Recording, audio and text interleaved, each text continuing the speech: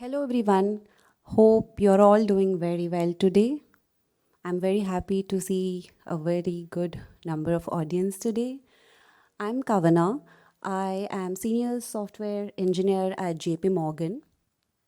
I work for banking application where we handle KYCs and also a different called onboarding details. Today, I'm very excited that Drupal has given me such a great opportunity to bring to you about how web can be secured in a much more and a better way. So today, I will be talking about securing the modern web, its tools, its strategies, and also hacking techniques. So, I believe most of you have used web all throughout your life. So from many years, I think internet has come into pictures and everyone is into web. But most of us don't know, are we really using web in a very secure way or not? But today we will be here to know much more in detail about it. But before I dive into the web security and all that, it's very important to know what web exactly is, how we have flown through years navigating towards different web applications and everything. So, first, I will be starting with the evolution of web. Any technology for that matter, when you begin, it's very important to know the history of it, right? So if you see here, in the over multiple decades, web has evolved so much. If you see web 1.0 in 1900s to 2000, it was largely static. And over now, if you see in 2000 to 2007, it was dynamic. We had multiple three-tier web apps and we had multiple REST applications going forward. And from 2011 to present, we have multiple dynamic and like loosely coupled, seamless and also stateless application into picture. So when we understand web, there are two major concepts which I would like to explain to you. First one being DNS. I know most of you, if you're developers or if you're into architecture or already know about web, you know DNS, but I would like to explain considering my audience to have beginner knowledge in web as well. So DNS stands for domain name server. So generally what happens in layman terms, if I want to explain, if I want to search something in web, I would enter a DNS name, but the browser does not understand the DNS name, right? The browser always understands only IP addresses format. So what DNS does is it will convert the particular domain name into a IP address, and web browser will be able to give us all the details based on the IP address given.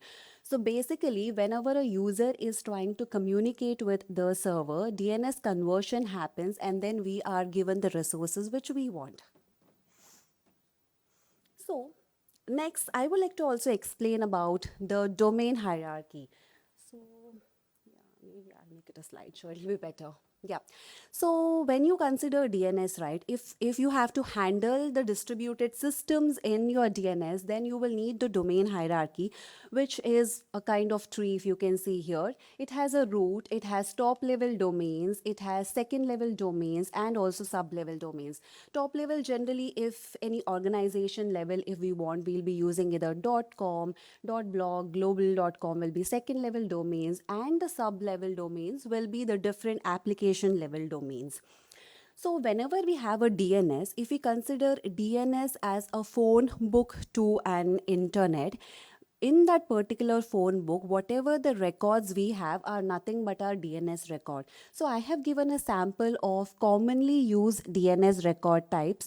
That can be A, which is the address record. It can be multiple types of multiple A's, CNAME, MX, etc. The next concept which I would like to explain is HTTP. HTTP, I know everyone is aware of HTTP, but I just want to explain you how internally the communication happens. It stands for Hypertext Transfer Protocol. So whenever we want to do any kind of communication between the client and server, we send the HTTP request. So HTTP is like a protocol which is defined in order to make any communication to the browser or the internet. So client is making a HTTP. It can be any kind of request, post or put. I will explain that also in detail. And the server in turn will respond with an HTTP status code or so. So whenever we are trying to transform this data, we need a URL in order to hit to the internet, right? So it starts with the HTTP scheme. There will be a domain name followed by file path, parameters, and also anchor. Next, let's come to the HTTP methods. So we have multiple operations when we are including the HTTP method. So the first one being the get, where we are trying to retrieve some information from those resources. If you want to create or modify existing resources, then we will be using either post or patch. And if you want to update any kind of resources, then we will be using put. And if you want to remove the resource entirely, then we will be using delete. And these are different HTTP status code which the server will be responding to the user. So it can be successful codes with 200s, or it will be redirection with 300s. It can be error with 400 codes, or it can be server error wherein we will be using 5 horns. Okay, so now is the time. Let's dive deep into the web security. So what exactly is web security? It's nothing but we are just trying to set different protocols and also practices in order to protect our web applications from different threats, attacks, and vulnerabilities. So you must be wondering, so why do we need this web security, right? So we need security in order to maintain the confidentiality, so that if an organization wants to maintain some server credentials or admin credentials, then you will need it. And for maintaining best practices of integrity, we will need it. For authentication and authorization purpose also, we need web security. And for data protection, to protect the data from unauthorized access, we will definitely need it. And also, which is very common these days, to prevent the cyber attacks, we will need the web security. And multiple organizations these days, they have GDPR compliance to be added, and there are multiple organization rules. So in order to deal with this compliance requests also, we will have to maintain a good web security. So, yes, so do you believe that these web applications, all of you're using on daily basis, are prone to cyber attack in today's world? So, what do you guys think? Do you feel it's a yes or a no? Yeah, that's right. You are right. So now I would like to show a website. There's a website called as CVE Details, which is maintained by multiple cyber security experts, some of academic experts, and also some of the educational institutions, which have collected all the data of different vulnerability across different products, and they have accumulated it in this website called as CVE Details. So I will just show you one example of any product in CV Details as a demo. So this is a CV details website. So here generally we will have the complete CVS score ranges of different vulnerabilities, and also how many vulnerabilities are there for that particular product. So for example, let me just go to the products, and if you see here, right, there are billions of products here which are exposed to vulnerabilities. So for example, if I check for Android. I know, right? Most of us have used Android before, if people have even moved to multiple Apple products and everything. So, if you see here under Android, under multiple vendor names, so you have these many number of vulnerabilities. So, they identify all these vulnerabilities and they give a score for it. And based on the score, these vulnerabilities need to be handled by the vendor application. So, this is just to bring a brief idea to you guys about how globally we are getting ideas about how many vulnerabilities every day. Every time a new application is developed, new vulnerabilities are coming up, but it's very important for us to handle these. But how do we know? So this is one of the ways. So you can go to CV details website. So if you want details at the end of the presentation, I'll share you the website links as well. So you can go here and check what are the vulnerabilities, and maybe that can be avoided in the application which you are developing in future. Okay, so now we have understood about different vulnerabilities and everything. So I didn't even, maybe if you are not very sure about what a vulnerability is, it's just like a small weakness or a small problem within an application, which could be a small, but it can become too big if it is not handled at the right time. So, this is when it's very important to know that security testing is required. So, we know the vulnerability is there, we know that we have identified and the severity is high, but how do we test it? So that is when security testing comes into picture. So in security testing we have two types of techniques in order to identify this vulnerabilities, weaknesses, or any potential future threat to our web applications. So the first one is pen testing. So in pen testing what happens is we generally simulate the real world web attacks so that we will be able to identify those attacks if it happens anytime in the future.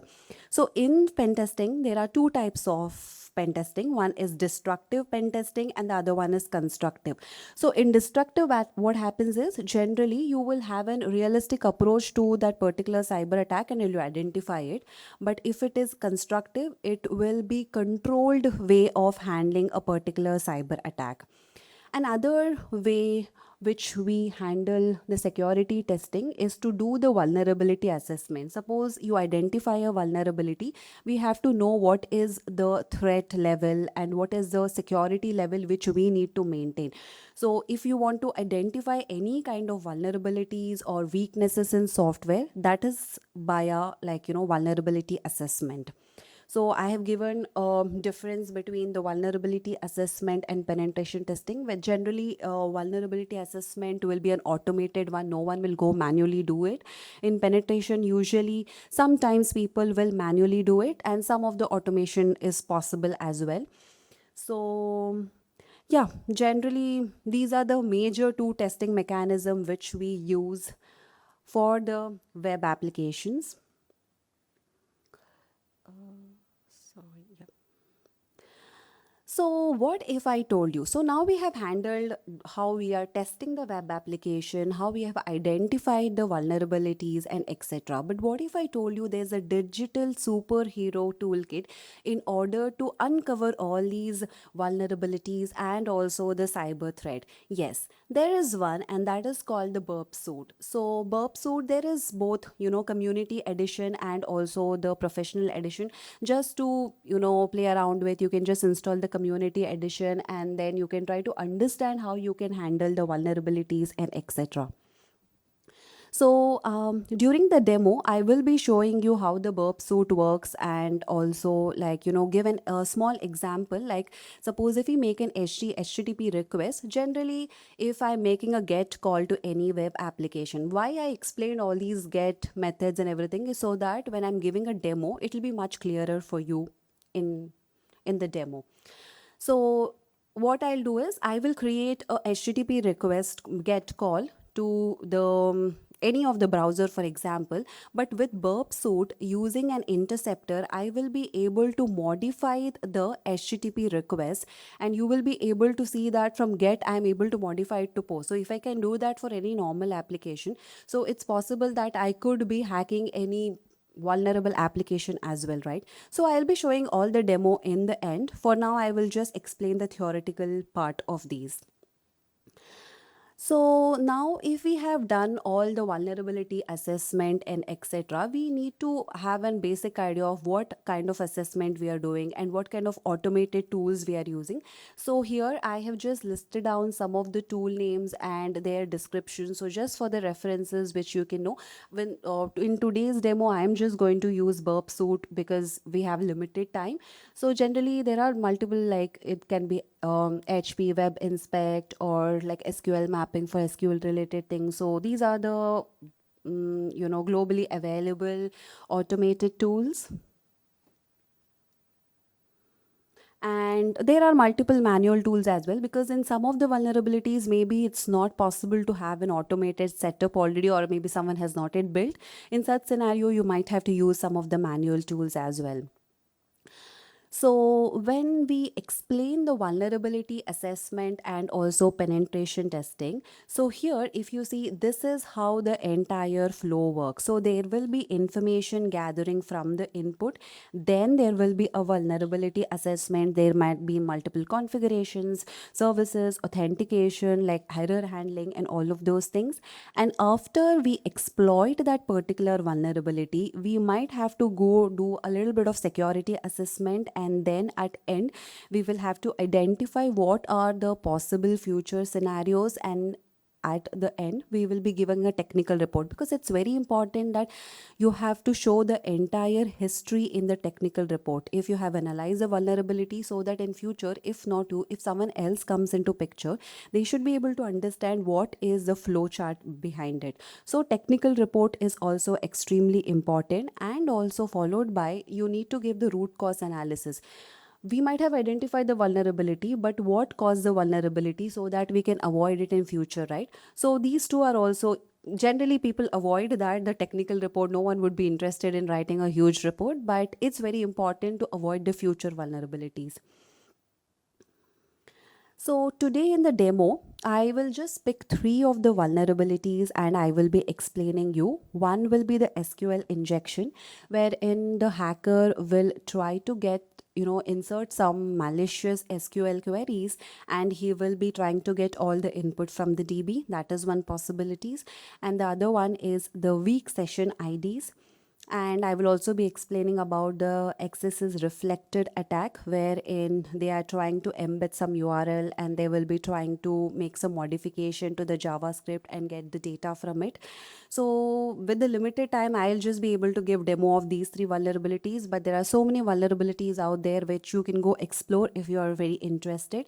And to show these vulnerabilities, I am using this DVWA. So it is a deliberately vulnerable web application which is designed for the educational purpose and ethical hacking techniques only. They are like, if people ask me like, okay, is hacking ethical, so I would want to explain that whenever we are doing any kind of hacking to a website, we are using such kind of web application so that it is already monitored and it is used only for the educational purposes, or maybe for the learning purposes, or for any research purpose.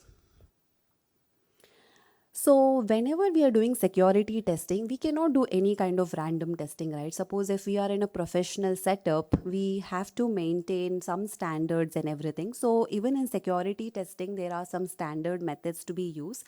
So there are multiple like OWASPs there, wherein it is Open Web Application Security Program. There is manual and customized penetration testing, vulnerability scanning, which I explained previously, and also there is OSSTMM, which is open source security testing methodologies. So these are different standard methods. So suppose if any of you are interested in, web security and also different type of security testing, these are the standard methods which you would want to follow. It's better to follow, even if you're doing for the personal purposes, it's better to follow these things. So yeah, so these are the deliverables. Sorry. So whenever we are trying to do any kind of testing, the entire report should have all the details like this. It should have the complete information regarding the exploits or vulnerabilities. There should be assessment strategies in it, and also what all tools you have used in achieving all of these things.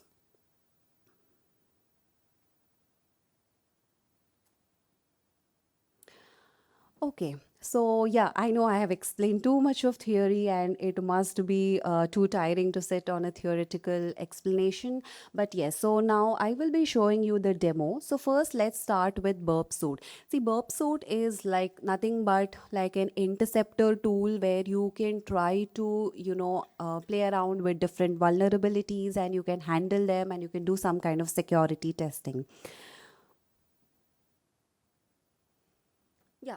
So if you see here, right, this is how the burp suit application looks like. So you can install it in your local machine.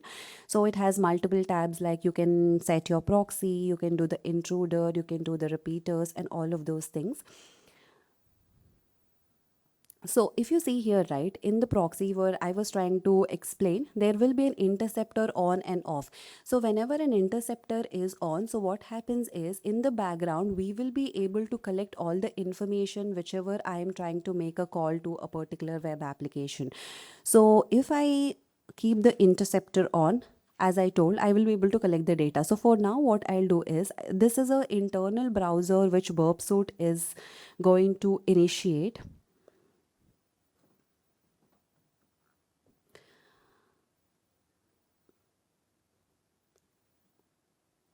Yeah.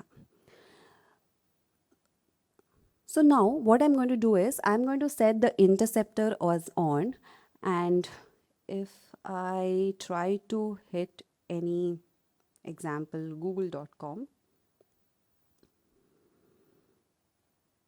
I won't be able to load anything because the interceptor is on. So what I'm trying to explain here is, every time you make any call to a particular web application, first keep the interceptor on, run the google.com, then again keep the interceptor off, so that you will be able to get all the information. So if you see here, right, as a user, I am not able to open the google.com because in the background, burpsuit has holden that particular website to be accessible so that it will be able to store the data. So if you see here, right, so I have collected all the data here. So data, as in, if I'm trying to explain, it will be the HTTP GET request here. So if you see, all the details related to the application is mentioned here. So in my demo, what I would like to show is, if you see, it's a GET request to the google.com, right? So as a burp suit user, I will be able to modify this intruder using the change of method.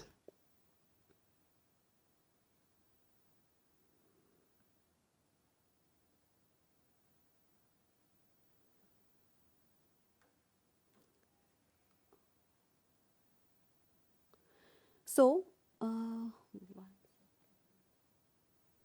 yeah, so I will generally be sending it to the intruder, and then I will change the request method. So if I want to change a request method, instead of get, I can see, if you see here, right, I can make it to post, or I can even make a put request.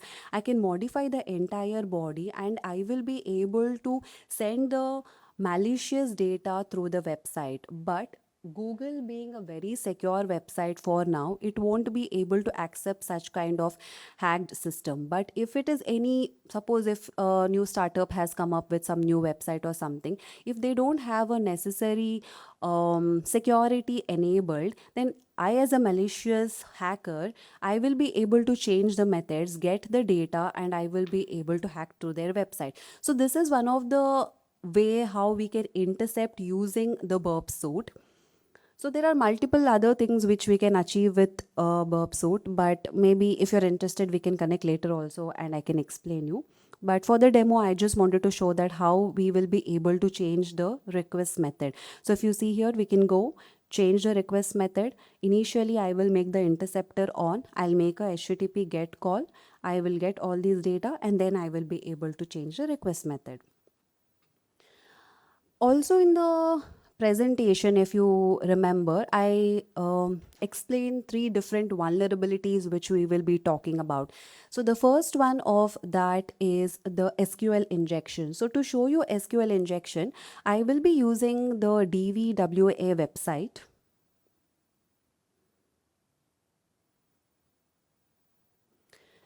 So this DVWA website, as I mentioned again, I'm repeating, it's only for the educational purpose and I'm just using it for the testing. So generally what happens is, when I go to a DVWA website, I will click on create or reset database, and this will generally give me entire setup ready in the background. And then I should be able to set the DVWA security. So if the DVWA security is low, this is equivalent to an application whose security is low. So here I am trying to imitate a web application whose security is low. So here I will go to DBWS security and I will be setting it to low and I will be able to submit it. So if you see on the left hand side, there are multiple vulnerabilities which we can explain. So I will be picking the SQL injection here.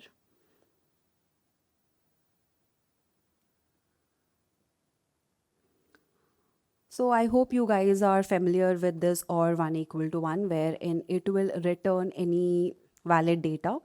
So I am injecting this particular SQL query to a database, and if you see, suppose if the database is not well protected and it has some data, it will be returning entire information to me.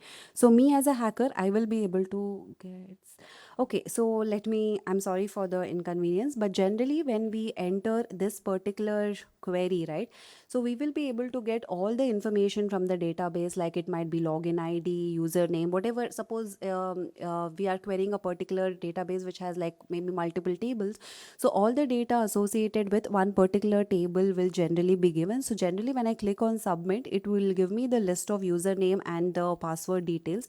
I'm sorry, today there is some issue with this, so I'm not able to generate the data. Yes, I have set up this. There is a server, let me explain to you. There is a server called as XAMPP, which I usually set up. Let me try to restart it. So with the help of XAMPP, I have set up this DVWA because this is like a fundamental for it to be, it will give a server, like a local host server, it will set up so that the DVWA will be able to establish in my local host. So yeah, but if I have to explain it in theoretical way, like whenever suppose SQL injection, as I explained, right? Suppose if you are trying to make any query, and if the query is not able to have a security enabled, then what happens is it will be able to give in all the data which the user is not supposed to be seeing. So this is a kind of SQL injection which generally hackers use, so that if they want some very secure data from the web application or something where they want the list of users or for any of the data mining kind of thing, they usually use this kind of thing. I have taken a very simple example where here it will give any data which is available, being a vulnerable application. This is fine. At least I will maybe show you the weak session IDs. So this is another website which is called as Demo Testfire, again used only for the demo purposes and also the testing purpose.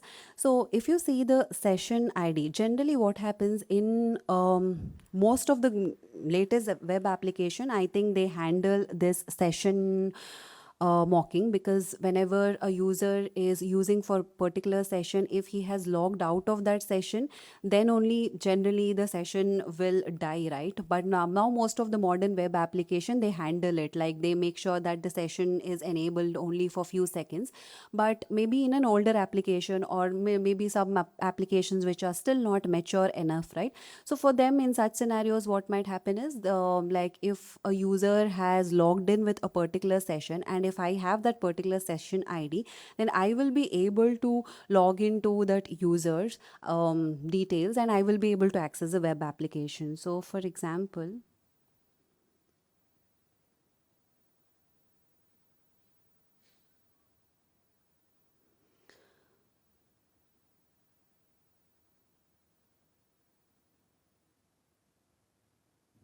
so if you see here, right, so I have logged in as this particular user and this is the session ID. So technically, if the web application is mature enough, if I go out of this particular session, I shouldn't be able to log in. But if I copy this particular session ID, and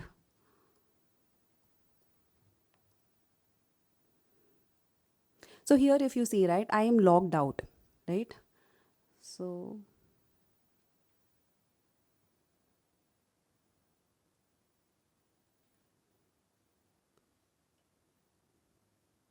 sorry.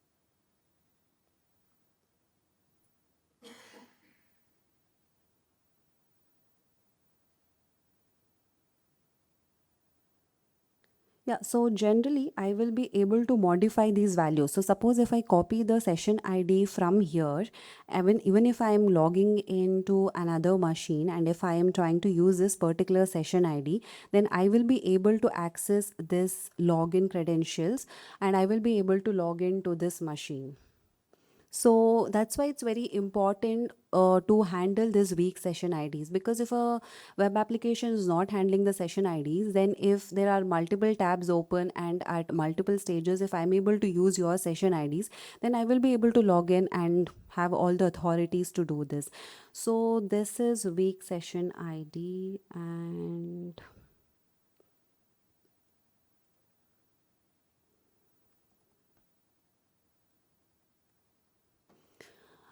so in access is reflected also, right? Suppose whatever I'm trying to give any, if I give my name, it is printing my name.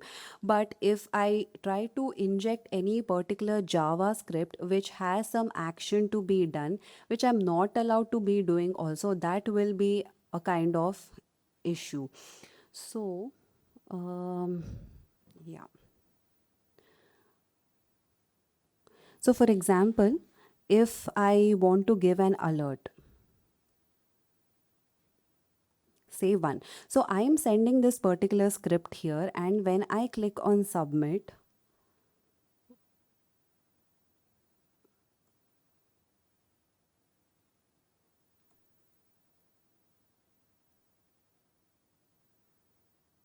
see, if you see that the alert has popped up. So me as a user, I shouldn't be allowed to create any alerts on the website. It should be only the website who is authorized to set such kind of alerts. So this is an issue, because if a user can do this, then the website is kind of vulnerable, right? So in order to handle all these kind of vulnerabilities which I've explained, one can be SQL injection. The one which I just showed is access is reflected, or it can be a brute force technique or change of the HTTP method or anything. These are the different simple vulnerabilities which I have explained, but it's very important to handle these for a modern web application to be secure.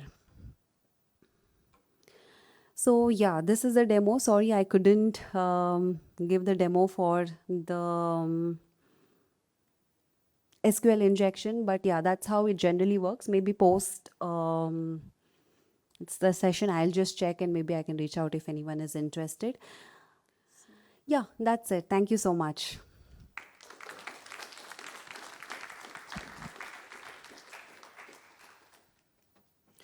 If you have any questions, you can ask me, or if you want any accessibility to any of these websites or something, I can share the link, because I think it's very important to play around these websites and try to understand the different scenarios. Thanks.